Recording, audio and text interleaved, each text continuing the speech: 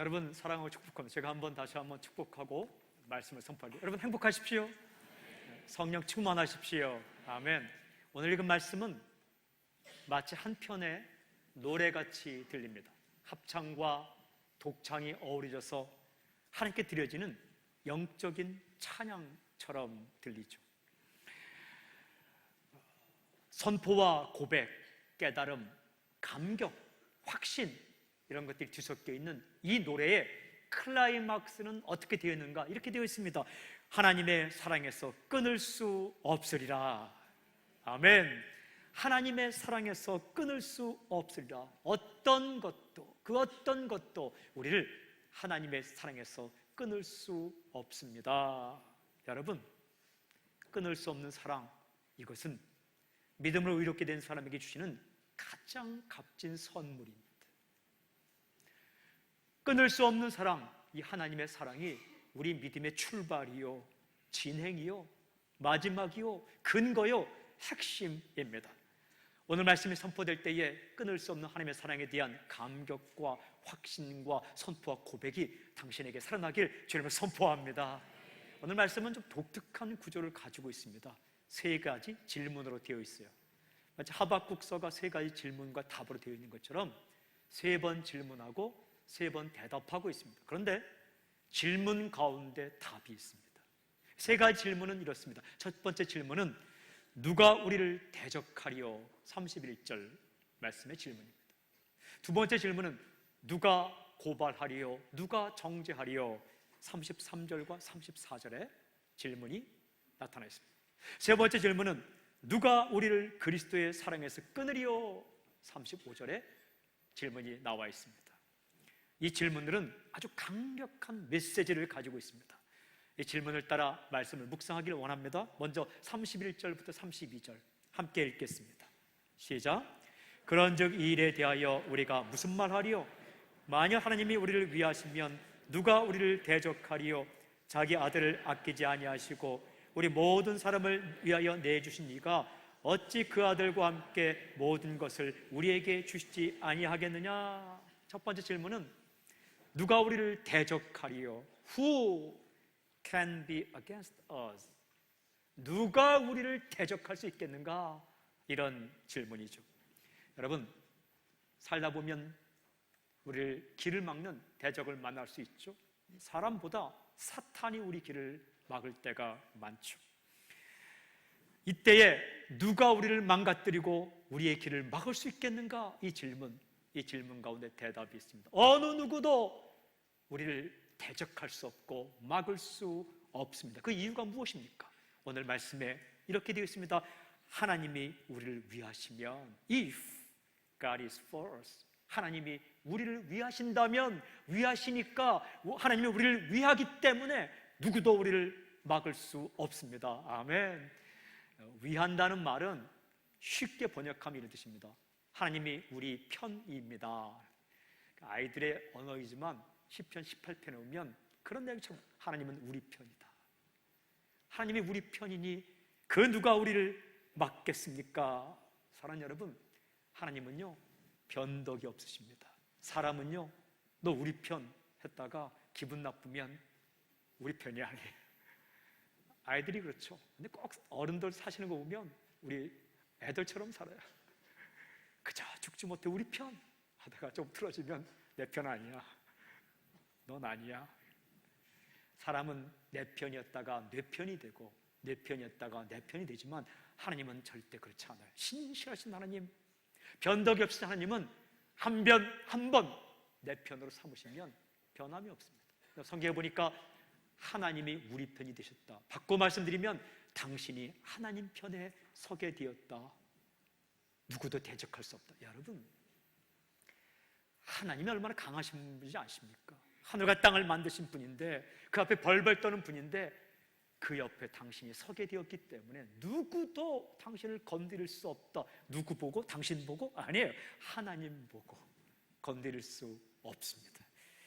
이 하나님이 얼마나 당신을 사랑하시면서 당신 편이 되었는가? 성경에 기록되어 있죠. 어찌 그 아들과 함께 모든 것을 우리에게 주시지 아니하겠는가? With him, 그 아들과 함께 all things, 모든 것을 우리에게 주실 정도로 당신을 위하신다라는 겁니다. 여러분, 하나님의 예수님을 당신을 위해 주셨어요. 아들 주신 그분이 뭘 못 주겠어요? 우리는 시집장가 보낼 때 아들을 주지만 못 주는 거 많아요. 딸을 주지만 주고 싶지는 않은 거 많아요. 그런데 하나님은 그렇지 않다는 거예요. 하나님은 자기 아들을 우리에게 주셨기 때문에 모든 것을 다 주실 수 있습니다. 모든 것. 오늘 성경에 보면 모든 것을 주시지 아니하겠느냐 되어 있는데, 개역한 걸 우리가 읽고 있는 이 성경 바로 앞 번역을 보면 이렇습니다. 모든 것을 은사로 주시지 않겠는가. 원문을 보면 정확히 이렇게 있어요. 모든 것을 그냥 선물로 주시지 않겠는가. 주실 때 선물로 주신다는 말씀입니다. 일 잘해서 아닙니다. 우리가 뭔가를 해서 아닙니다. 우리가 뭐 대단해서 아닙니다. 그냥 선물로 주신다. 모든 것을. 사랑하는 여러분, 저는 선포합니다. 무엇을 먹을까? 무엇을 마실까? 무엇을 입을까? 걱정하지 말길 주의 이름으로 선포합니다. 예수께서 이렇게 말씀하셨어요. 들의 백합화를 보라. 백합화가 바느질하는 거 보았느냐? 백합화가 자기를 치장하는 걸 보았느냐? 하나님이 다 입히셨다. 백합을 볼 수 있는 영적인 눈이 열리기를 바랍니다. 이렇게 꽃이나 이 풀들을 보면 색깔이 오묘합니다. 이게 한 가지 색깔로 정의한다는 게 이게 안 돼요. 백합을 보더라도 화이트, 흰색이지만 아이보리색이 이렇게 비치고, 어떨 때는 약간 뭐 붉은기도 돌고, 무슨 색으로 표현할 수 없는 그런, 그 백합화가 입은 옷이 누구보다 솔로몬의 영광과 비교할 수 없도다, 이렇게 주께서 말씀하셨어요. 그런데 그걸 누가 입히신다고? 하나님이 입히신다. 들에 날아다니는, 공중에 나르는 한 마리의 새를 보아라. 새가 일하는 거 보았느냐? 여러분, 새가 일하는 것, 곡괭이질하고 호미질하는 거 보고 찍어오면 제가 이스라엘 여행 보내드리겠습니다. 새는 일하지 않습니다. 그저 하나님이 만들어 놓은 곡식, 그것도 먹고 자란다. 예수님 하신 말씀이에요. 공중의 새도 먹이시거든 하물며 너희일까 보냐, 이렇게 말씀하세요. 또 다른 것은 너희는 참새보다 귀하다. 우리는 항상 메뚜기 인생으로 돌아가려고 해요. 이스라엘 백성들이 가나안 땅을 정탐하고 우리는 메뚜기밖에 되지 않습니다. 자기를 메뚜기로 낮춰요. 우리는 항상 참새 인생으로 돌아가려고 해요. 나는 참새보다 못하다. 참새들 먹이시는 하나님께서 어찌 우리를 먹이지 못하겠느냐, 주께서 말씀하시는데, 사랑하는 여러분, 하나님께서 우리 편이 되셨고 내가 하나님 편이 된 이상 그 아들과 함께 모든 것을 주신다. 이 사랑은 끊이지 않는다. 변덕이 없기 때문에, 변함이 없기 때문에, 변덕을 부리지 않기 때문에, 이랬다 저랬다 하지 않으시기 때문에, 세상을 한마디로 말하면 이랬다 저랬다예요. 이랬다 저랬다, 이랬다 저랬다. 그러나 하나님은 이랬다 저랬다 하는 경우가 없습니다. 이 사도 바울이요, 로마 감옥에 있을 때 편지를 쓰는데 빌립보 교회를 향해 편지를 써요. 참 따뜻해요. 바울이 마음이 강한 것 같아서 참 따뜻한 사람이에요.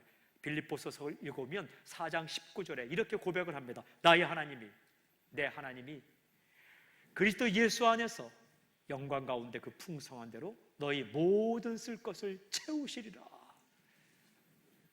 감옥에 있는 바울이 빌립보에 있는 교인들에게 말하기를, 내 하나님이 내가 그리스도 예수 안에만 있으면 영광 가운데 풍성한 대로 모든 쓸 것을 채워주실 것입니다. 너희에게도 채워주실 것입니다. 이렇게 고백합니다. 그렇게 살았어요.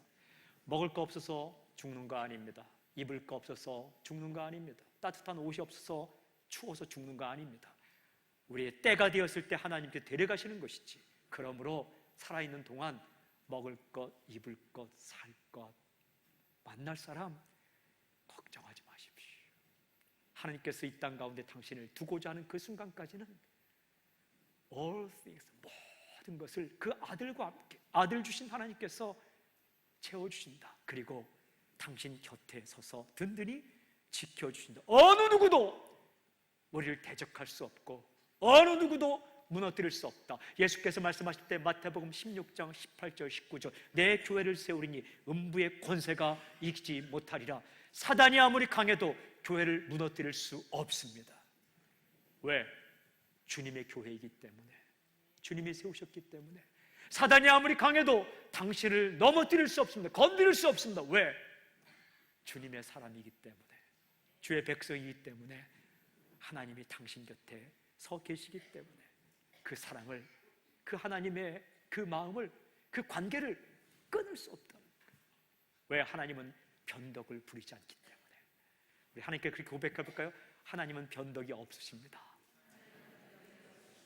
우리는 참 변덕이 많아요. 이런 고백을 했다 말았다 그래요. 이 고백도 하나님 변덕이 없습니다 하고 언제는 입 딱 다물어요. 하나님께 변덕이 있습니다 고백하면 혼날까 봐 입을 다물고 말을 안 해요. 하나님은 그렇지 않아요. 하나님 우리 편이 되신다. 이 두 번째 질문은 33절 34절인데 한번 같이 읽어볼까요? 시작. 누가 능히 하나님께서 택하신 자들을 고발하리요?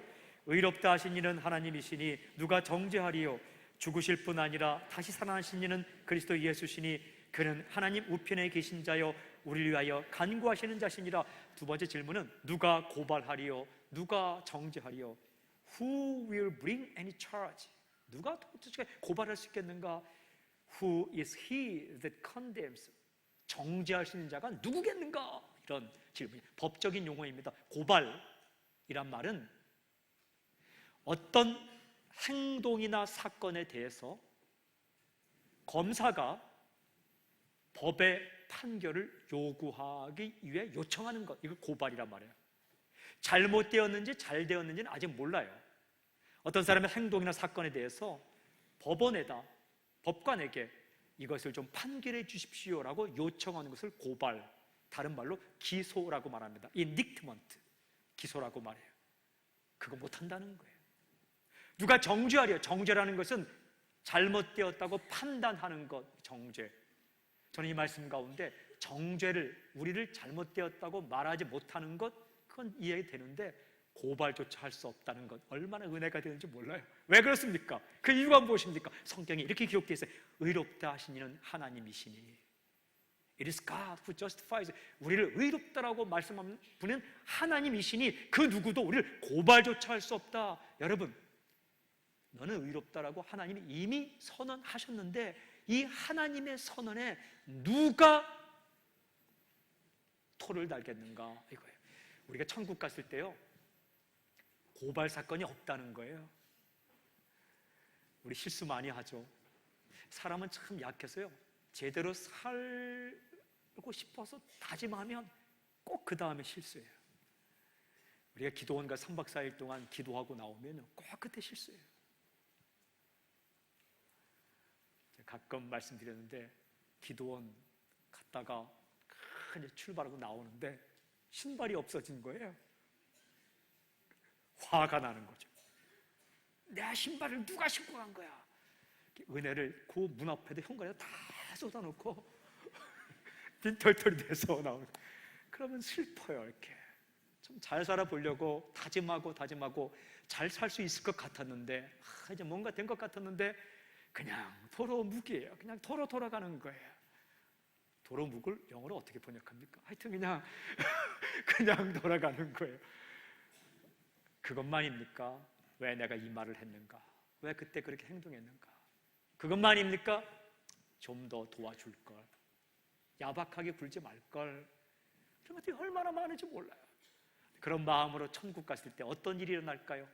그걸 다 기억하는 사탄이 여러분을 다 법원에 검사가 고소장을 내듯이 이거 판결해 주십시오, 이거 판결해 주십시오 다 고발합니까? 그거 못한다는 거예요. 누가 우리를 고발하리요? 고발조차 못한다는 거예요. 여러분, 어떻게 고발할 수 있겠어요? 하나님께서 보좌에 앉아 계시고 예수님께서 그 옆에 앉아 계시고 우리가 들어갈 때에 예수님이 우리를 잘했다, 수고했다 안아주신 그 모습을 보고 감히 누가 고발할 수 있겠습니까? 못한다는 거예요. 왜? 하나님께서 당신을 향해서 너는 의롭다, you are right, 너는 의롭다, 똑바로 하라고 판결을 이미 했기 때문에. 땅 끝났기 때문에 저는 아예 설교문에다 땅 써놨어요. 느낌표도 찍어놨어요. 그래서 못한다는 거예요. 왜 그렇습니까? 그 이유가 뭘까요? 오늘 성경에 보니까 죽으실 뿐 아니라 다시 살아나시는 그리스도 예수시니 그는 하나님 우편에 계신 자요 우리를 위하여 간구하시는 자시니라. 아멘. 예수님께서 우리를 위해 죽으셨고 우리를 위해 살아나셨고 하나님 우편에 앉아 계시고 지금도 우리를 위해 기도하고 계시고 우리가 그분을 만날 때 바로 그 앞에 만날 것이기 때문에 누구도 우리를 고발조차 할 수 없습니다. 영적 대적이 당신을 고발하러 왔다가 누구 때문에? 예수님 때문에 고발할 수 없다고 말씀하십니다. 끊을 수 없어요. 변경시킬 수 없어요. 하나님은 판결을 변경하지 않습니다. 예수님을 믿었는가? 너는 의롭다, 너는 올바르다라고 판결한 이상 그 판결을 누구도 번복할 수 없다는 거예요. 그 하나님과의 관계의 끈이 그렇게 강해요. 근데 오늘 말씀 보면 자꾸만 우리라는 말이 나와요. 우리라는 것은 나와 너 그리고 모든 예수 믿는 사람을 포함한 우리를 말하는 겁니다. 참 성경이 신기해요. 나만 하나님 편입니까? 아니에요. 예수 믿고 있는 그도 하나님 편이에요. 내가 하나님의 자녀고 그도 하나님의 자녀면 우리는 한 편이에요. 나만 정죄 못합니까? 아니에요. 예수님 믿는 그 사람도 누구도 정죄 못해요. 당신도 정죄 못해요. 당신이 정죄 못하는 거예요. 그러니까 주님 말씀하셔서 비판하지 말라. 비판하는 그 비판으로 너희가 비판을 받을 것입니다.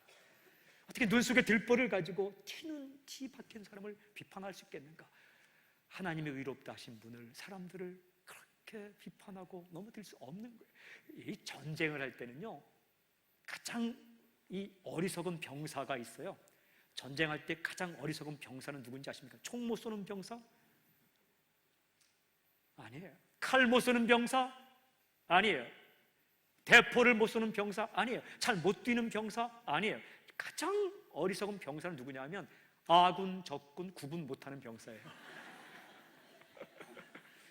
여러분, 단체 경기를 할 때, 축구 경기를 할 때 가장 못하는 운동선수가 있어요. 공이 올 때 공을 못 차는 선수? 그런 사람도 많이 봤어요.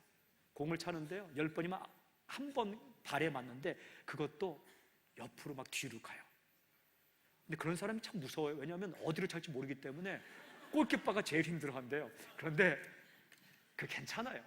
헤딩 못하는 것 괜찮아요.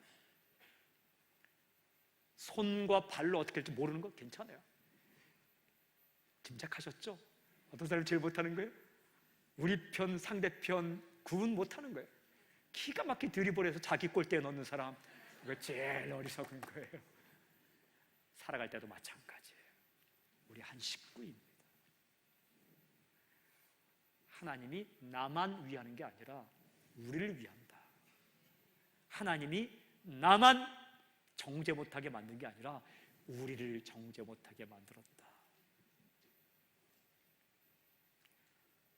사랑하는 여러분, 예수 믿는 모든 사람이 한 편이요, 한 무리요, 한 가족이요, 누구도 정죄할 수 없는 그런 존재를 하나님이 부르셨어요.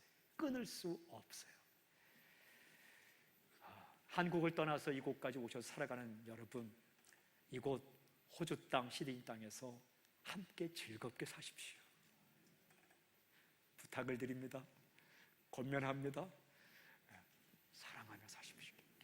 제가 우리 세습교회 와서 참 기분 좋은 건 뭐냐 하면 정이 많아요. 이렇게 무슨 모임 이렇게 모임들이 많아서 정이 참 많고, 저도 지난 또 금요일 날 어느 순회 가서 이렇게 식사하고 하는데 그 뭐 깔깔거리고 이렇게 그 넓은 곳에서 식사하는데 한 식구 같아요. 식구가 피를 나눠야만 식구입니까? 함께 먹고 함께 하면 식구죠. 이게 참 정이 많아요.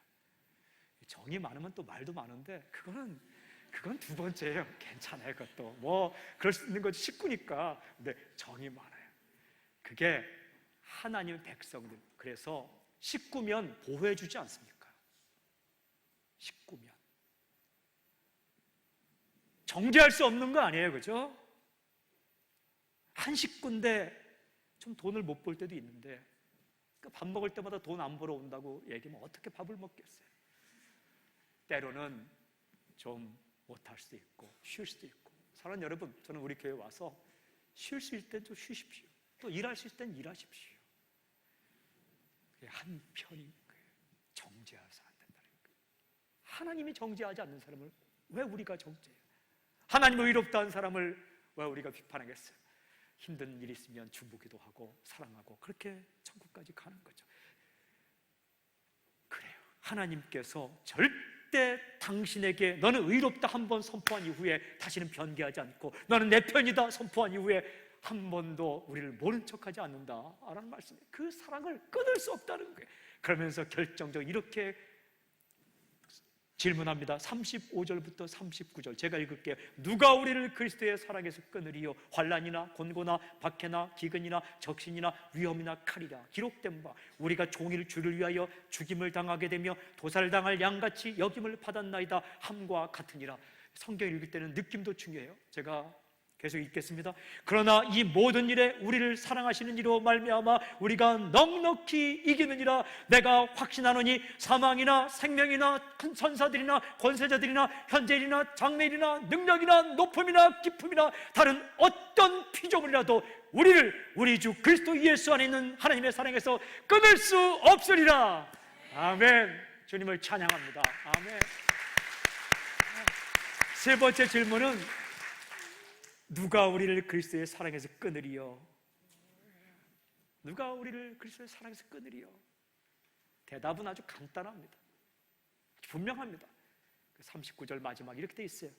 우리를 우리 주 그리스도 예수 안에 있는 하나님의 사랑에서 끊을 수 없으리라. Neither 어떤 것도 nor 어떤 것도 nor 어떤 것도 will be able to 능력이 없다. 할 수 없다. Separate 분리시킬 능력이 없다. Us from the love of God 하나님의 사랑에서 우리를 끊을 수 있는 능력 있는 건 아무것도 없다. That is in Christ Jesus our Lord.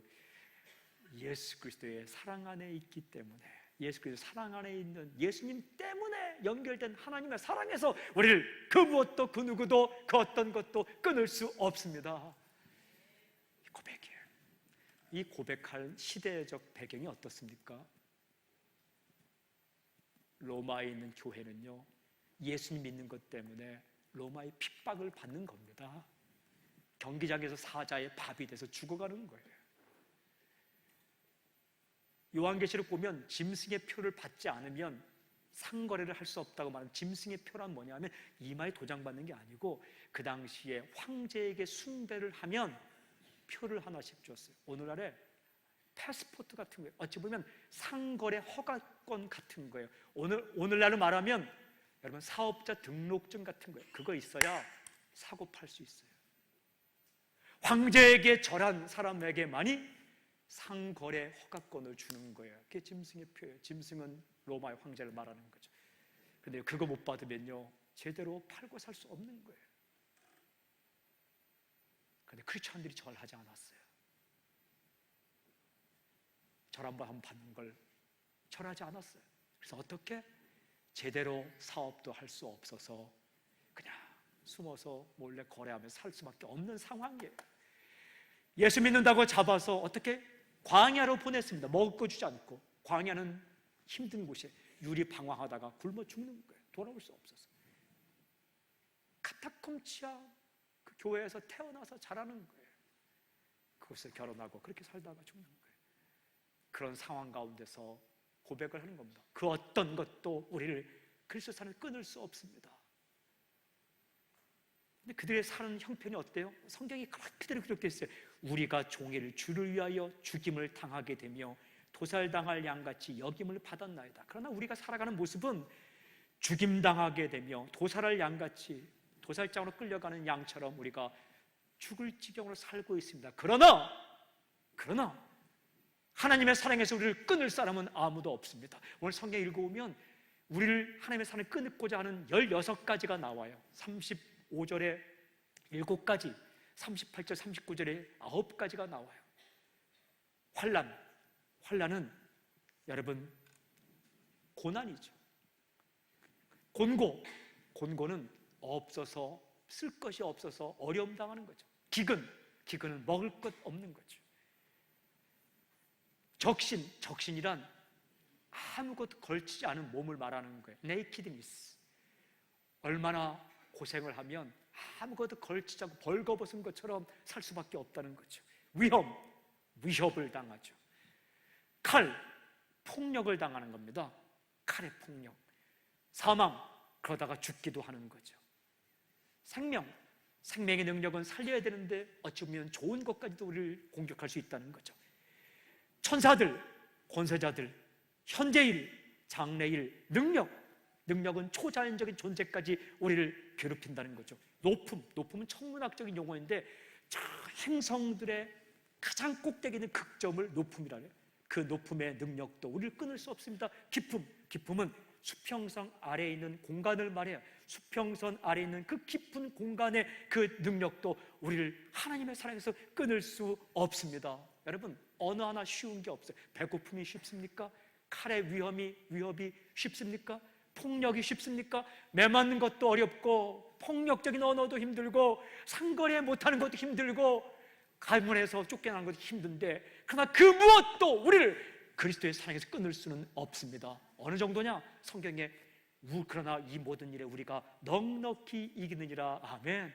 마치 영어성에 보니까 컨커러, 우리가 마치 정복자처럼 살아갑니다.